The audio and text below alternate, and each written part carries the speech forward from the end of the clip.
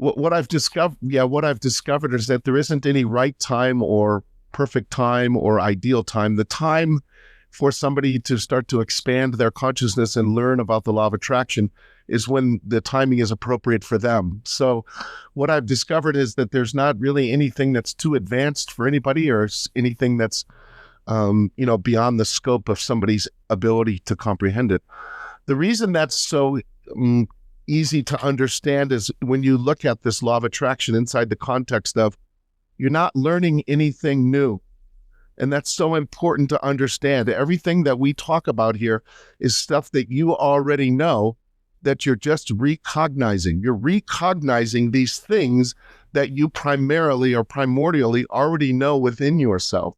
So it's not like, if you were to go into a college class and it was calculus 3, but you never took algebra, that would be a little bit lofty or a little bit difficult, because fundamentally you wouldn't have a base or an understanding, a foundation underneath you in order to learn calculus at that level.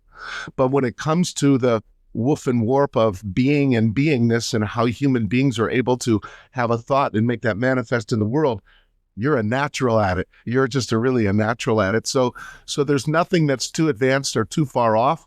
Sometimes what happens to people is the concept of time can get a little bit bizarre or a little bit strange, but that's just something that kind of, as you begin to shift your consciousness, your relationship to time and space shifts around. Because right now we have a relationship to time space in this third dimension, which is rooted and grounded in the mind. As your consciousness begins to expand, you transfer your attention from being rooted in your comprehension of time and space from the mind back to this bigger part of you or your inner being. And it's a different experience of time and space. So I think that really what I would say to you is, like, nothing's too advanced for anybody. And when somebody gets hungry because this information and this technology resonates about the law of attraction with them, they reach and they get it and they understand it. It's not about having to go to class and learn something that you're not interested in, or that you have to learn in order to get a degree or something. There's a reach and a hunger for this information when somebody resonates with it. Yeah, so one of the things that you can see about physical manifestations in the physical world, the first manifestation always is the feeling. It's before everything. It's primordial. It's that first thing, and that first feeling is always your indicator in whether or not you're on track or you're off track. Let's call it our inner compass. As people start to begin to want to manifest things, there's people who have had opportunities or have manifestations where somebody will die and leave them a house, or lottery winners who go in and play the lottery and they win millions and hundreds of millions of dollars. And what happens to people like that is they end up losing the things that they had because vibrationally or emotionally, they're not a match for having the thing that they've got. So it finds a way to get away from them. So when you're looking at creating a mansion or creating a car or creating a lover or creating everything, one of the most powerful ways to come to understand this is, instead of looking at it as time and a consideration of time waiting for this thing for you to come to you while you exert some effort or some work to try to make it happen, this is more on looking at yourself on an emotional journey. And as you're thought by thought, by feeling by feeling, by thought by thought, by feeling, moving yourself to that elevated emotional condition, which is a vibrational match for the version of you that actually has that car or has that mansion or has that thing. And until you become a match for that version of yourself that feels like that person, that has that feeling of having that thing, you can't have it. It may briefly cross your radar, but anything like that's not possible to sustain because it's an emotional match. It's not an effort match or a hard work match to get something in order to feel some kind of way. There's a real backwardsness about it, and it kind of goes like this. And everything that we're talking about here is based on this fundamental concept, which is, it seems like as soon as I get that mansion, that I'm going to feel good and I'm going to feel better. I'm going to feel happy. But the way the law of creation works is you got to find a way to be happy, then you get the mansion. So said differently, nobody ever felt great and didn't get what they want, and nobody ever felt horrible and got what they want. So when you start to realize that the feeling journey, the emotional journey is what's matching and lighting everything up, then you can start to put your attention more and start to focus your attention more on, a constant, steady alertness on how you're feeling, and knowing that as you're moving towards feeling better, that process isn't in linear earth time. That process is a vibrational or an emotional journey towards you feeling the way you would feel if you had the thing you wanted. So it doesn't happen in time, it happens in feeling. Yeah, so every single time, it's the feeling. There could be, let's say hypothetically, if we looked at both of those scenarios, on one scenario, the one person might be angry when he starts this journey. On the other journey, the other person might be a little bit easygoing and kind of flippant and kind of free spirited in a certain sense. The one that has the closest ability or the highest propensity to relax, to allow themselves to come into alignment, which happens naturally when you let go of these negative emotions. The one that doesn't sweat the small stuff because he realizes it's all small stuff. The one that doesn't spend his time with little petty arguments and little conversations with people about being right about things that are irrelevant. The one that watches less CNN.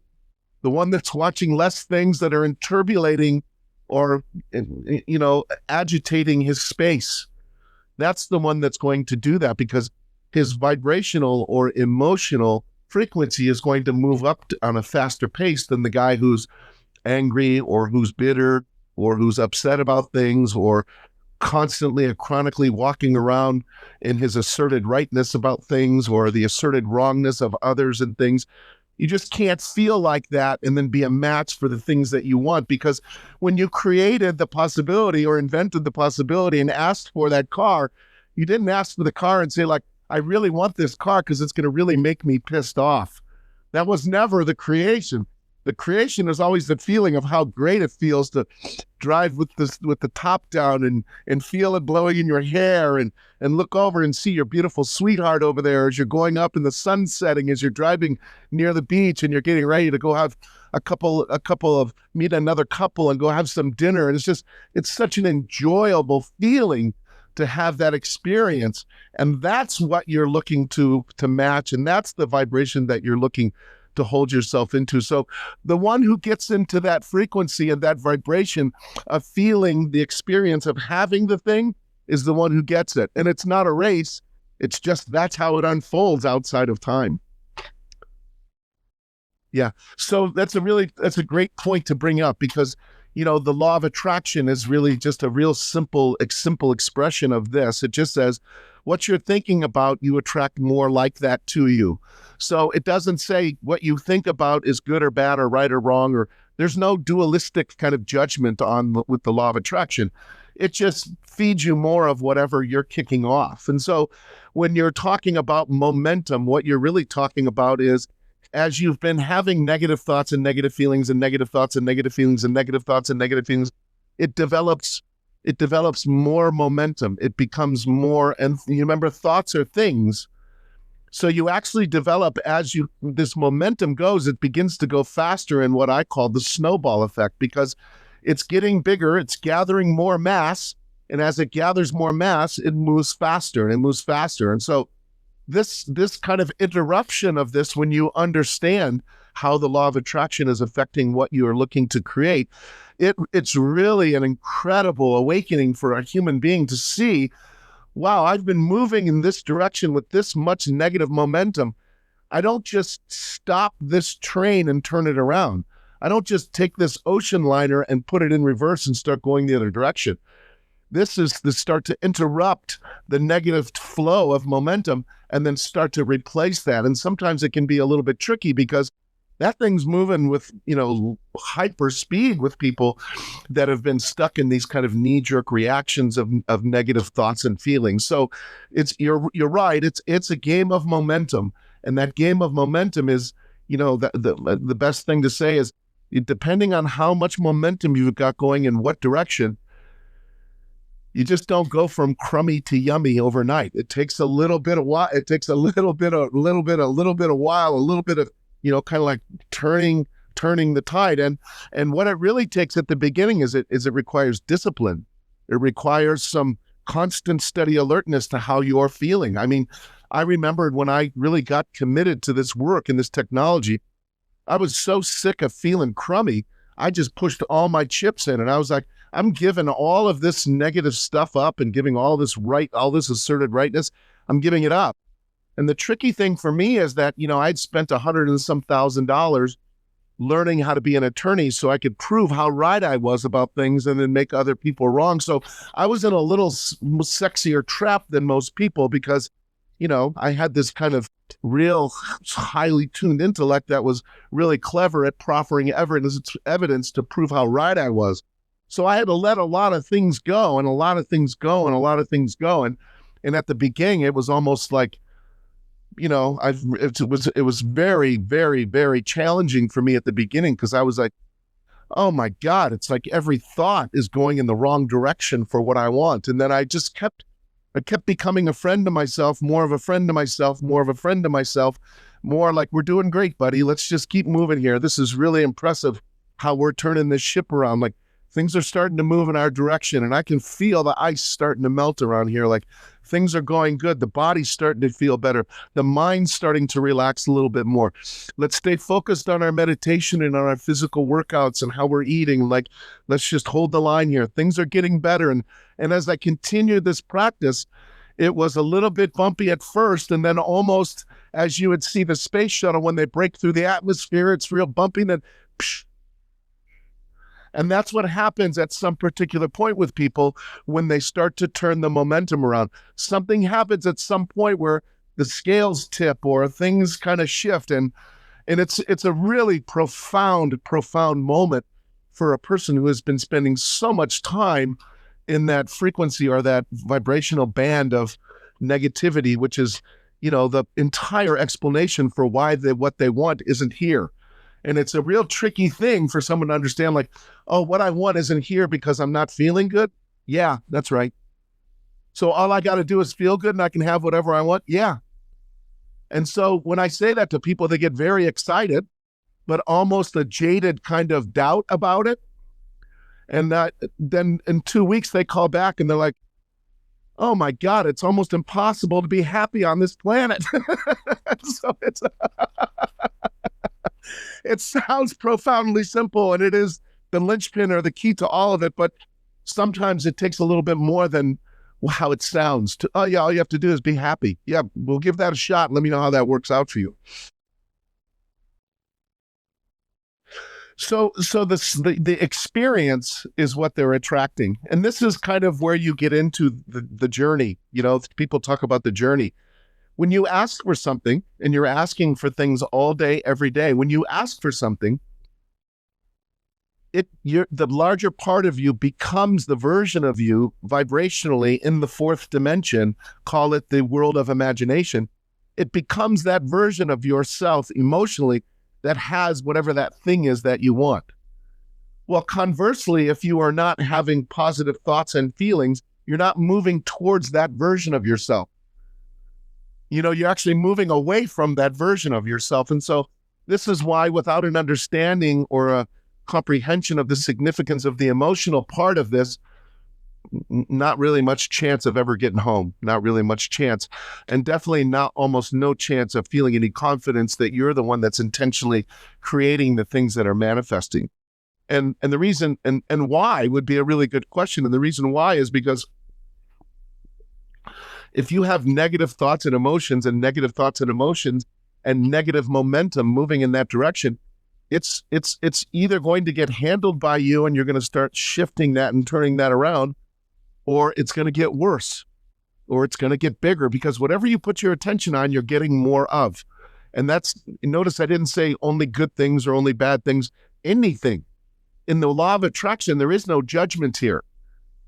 There is no judgment of any of it. It just says, you want more of that? Here it is. That felt good. Here's some more of it. That felt bad. Here's some more of that. It's not personal. It's energetic and vibrational. And so when you look at how this world is put together with inside this, we're calling the emotional momentum or the law of attraction, because it's just more of the same is what the law of attraction is giving you. It's hard to go from not feeling good with all this negative emotion to feeling really good, because the law of attraction won't let you have access to thoughts that are too far away from where you've been vibrating at. Do you see? So this is why it's a process and a journey for you to move. Sometimes when people get a lover or a new boyfriend, new girlfriend, they spike up really quick. They start feeling really good for extended periods of time, and things begin to manifest into their universe. Nothing wrong with running the pigtails or the piggyback on something like that. It's a real beautiful, powerful explosion up the emotional tone scale. Now, if you look at what happens to people, is there's only yes going on in this universe. The universe only says yes to you. It's all it can say to you is yes. And so people get confused on this, because if you're asking for what you want, the universe says yes and starts bringing it to you. And if you're saying you don't want something, the universe says yes and starts bringing you more of that which you don't want. It's a very subtle, tricky little trick, but it's incredibly important to understand there is no source of evil. There's just a lack of love or a distancing from love. There is no source of darkness. There's an absence of light. There's only a source of well-being and love that's available for us by releasing this mental resistance that we carry. The mental resistance is the linchpin that's blocking everything that naturally wants to flow to us. So if you have somebody who's gotten themselves into this emotional momentum that's in a negative direction, you can see them, you can watch them. It goes from lost my girlfriend to lost my job to lost my car to lost my. It just goes that direction. And on the other hand, you can have people who are like, I can't believe it, man. I won tickets to the Super Bowl. I wasn't even really paying attention to like whether it just flows into their space. It just flows into their space. And it's really beautiful, because when you see those kinds of things happening and then you start to experience them, you don't drive into a parking lot and then go for the back corner of the parking lot. You begin driving towards the front of the building because you know there's going to be a space there for you. You begin to expect things to work in your favor. You expect things now to start moving in your direction. Why? Because they do. But they don't work in your direction because you're some sort of a lucky duck. They move in your direction now because you've shifted how you've been feeling, and you become a vibrational or emotional match for those things that you want, and you're not stopping them from coming into your experience.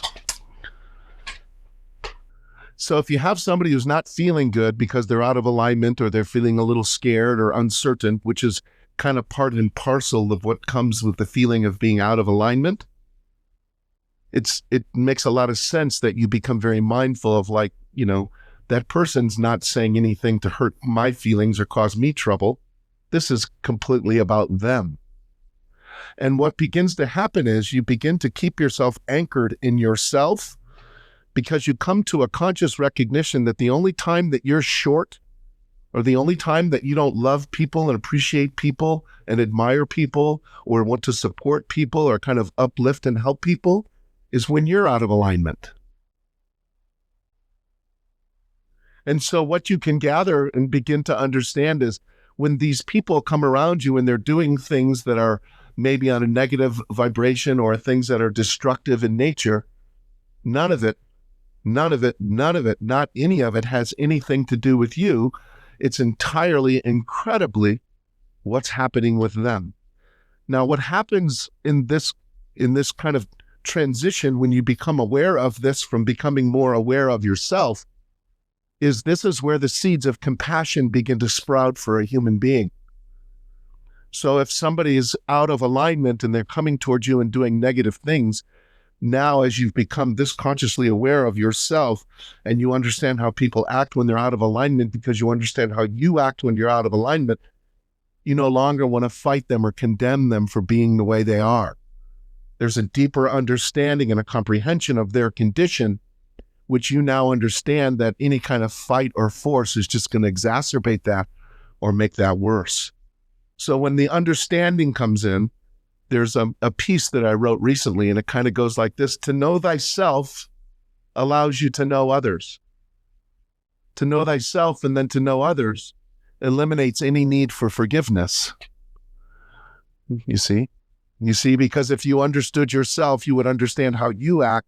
And as you begin to understand other people acting the same way when they're out of alignment, when you understand it, you no longer react to it anymore. So there's nothing to forgive. You understand, like, that's how people act when they're out of alignment. You're not so shocked. You're not so surprised. You have much more of an equanimous space around you to where it doesn't affect you anymore.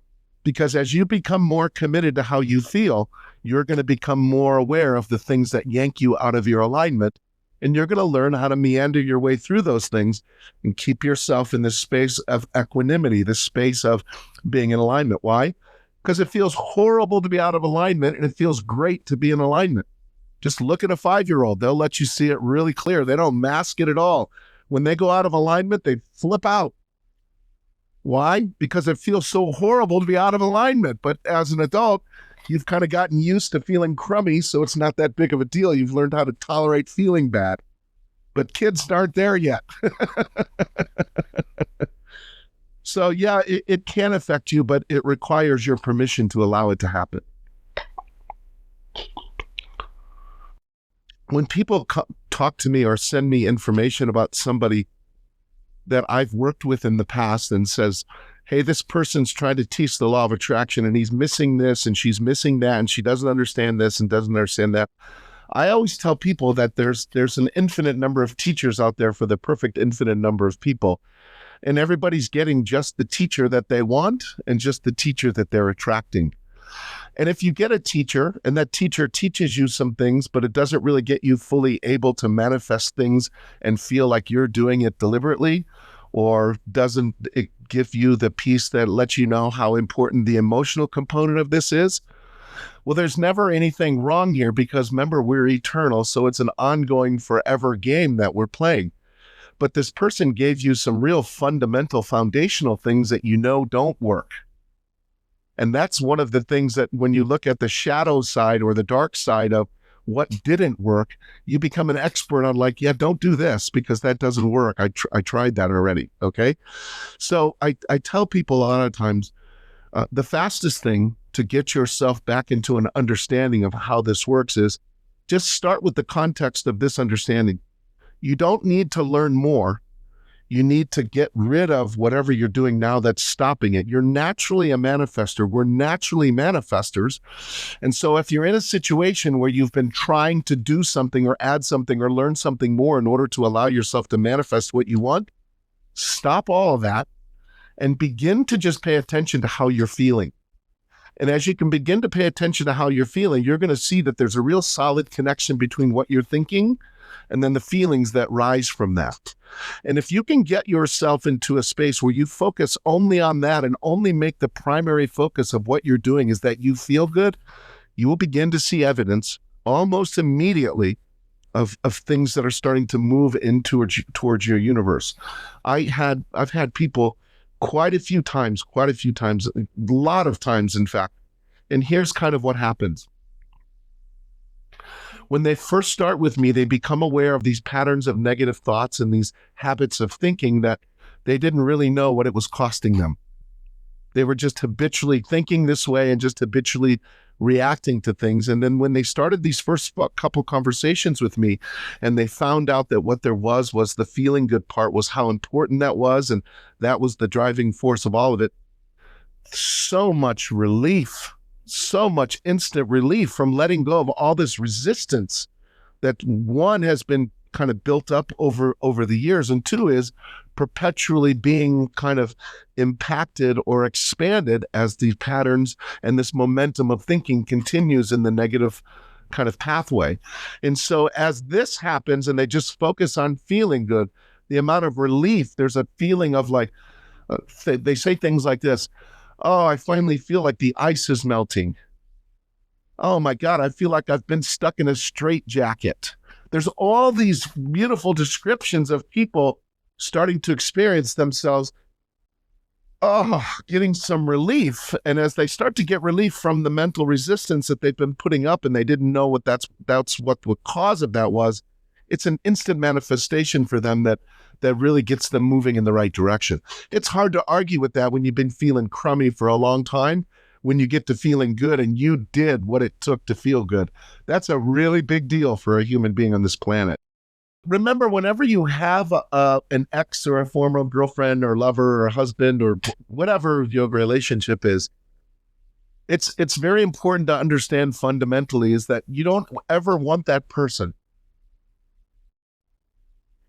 It seems like you want that person, but that person is not what you're after. You're after the feeling of being with that person. So if you don't unhook that and you don't separate that or distinguish that, then you get fixated, or some people call it obsessed with having this person, right? So when you're talking about being with a person and then not being with a person and then wanting to be with a person and not wanting to be with a person, it happens kind of like this. When you hear somebody who's very sad because they just broke up with their boyfriend and they're very, very sad, and then all they're talking about is how to get that boyfriend back. They want to get that boyfriend back. They want to get that boyfriend back. And it doesn't happen. And what they begin to do is they begin to start to focus their attention on how they're feeling. And they begin to start feeling better. And they start feeling better. And they start feeling better. And then 6 months or a year later, however long it takes, this is not an in-time game. It takes however long it takes for them to make their vibration rise up to the point where they can actually be in a relationship again. And then they end up in a relationship with somebody else. And they're like, thank God that didn't work out with the former one that I was wanting to. I was so committed to that. But if I would have sold out and got that, I wouldn't have gotten this. And so what I tell people is if you don't distinguish that, or you're in the throes of the middle of that wanting that, you have to distinguish or separate for yourself that it's not George you want, it's not Sally you want, it's not the person, it's the feeling of being with that person. Now, as you begin to get more free inside of that and begin to focus on your alignment with yourself, you now have options of multiple lovers that are coming your way, and you start picking out things that meet and satisfy what's coming into your source. That's not the only person in the world that you just broke up with. There's a whole bunch of people out there. Yeah, so it's going to match whatever you're starting to attract in there. Yes, exactly. And so if you looked at the scenario of the manifestation of what you said, there was the ex sent you a text, and I could tell by the way you were talking that the inclination was, and it felt good to me that ex texted me, correct? Yeah. So most people say, oh my God, my ex texted me, I feel so good. And I say, you were feeling so good and then your ex texted you. That's exactly right. That's exactly right. So, whether it's your ex or whether it's your Y, or it doesn't matter what that is, you're going to eventually have to come around to and understand, like, it's your alignment with yourself allows access to those things that you're experiencing, whether they be good or whether they be bad. And the freedom to now feel that good about, exciting about, receiving a text from your ex of, it is now I'm feeling this good and I'm this free to choose. Is that something I want to pursue? There's a freedom that you have now in the pursuance, or in the kind of moving towards your ex. Or maybe it felt really good, but, then you realize, like, I learned a lot of things that I don't want from that relationship, and it moved me into this direction that I do want. Maybe your ex smokes, and that's a problem for you. Maybe they're a drinker and you're not drinking, and that's just not a match for you. Like, whatever these things are that you have a certain freedom around you now, where you're not like, oh, I must get that person back because it means something about me if they don't want to be dating me. And that's where people get into really big trouble, is they make it be a reflection of themselves that somebody else doesn't want to be with them. Yeah, well, it's hard to grasp this concept as a human being, but through practice, you begin to become more aware of this, is that the significance of what you're wanting to manifest is not this shared by the universe. The universe, I think the analogy that people say is to the universe, a button or a mansion is the same thing. It's just that think a button is so easy to get that we don't think it's a big deal to manifest a button. So what's important to understand is there isn't any big manifestations or little manifestations. There's just things that begin to show up into your universe as you begin to feel better. And the biggest thing to get connected for people on this planet that are learning or resonating with wanting to understand the law of attraction or the law of creation is that you want to start to focus on how you're feeling and improving how you feel. And as you begin to improve how you feel, the amount of experiences that you take for granted, the amount of things that happen that are aligning for you that you just overlook or just think are no big deal, are so abundant. There's just so many of them that as you make this a concerted effort and a practice to, I'm going to now pay attention to what things begin to come into my universe, what starts to come at me in the form of people, circumstances, and events and things that are showing up for me in my life. Because what I've come to understand is my life is coming at me with different circumstances, events, and people. And I have spent so much of my life trying to control those circumstances and events and people that are coming at me because I didn't know that I could change what I was thinking and feeling to alter what was coming at me. Now that I've started to change what I'm doing as far as my thinking and my feeling, I'm now starting to notice that different people are coming towards me. People who might have been trouble for me in the past or people that just weren't really a match for me have kind of moved. The strangest thing, the one guy ended up getting a job over in France and left the country. And the strangest of things begin to align. So there isn't any one little small thing. But what there is as you begin to improve how you're feeling as your main focus, and then start to pay attention to what's starting to come into your life, you will be overwhelmed with joy that the shift that takes place if you're just willing to look at what's coming at you now.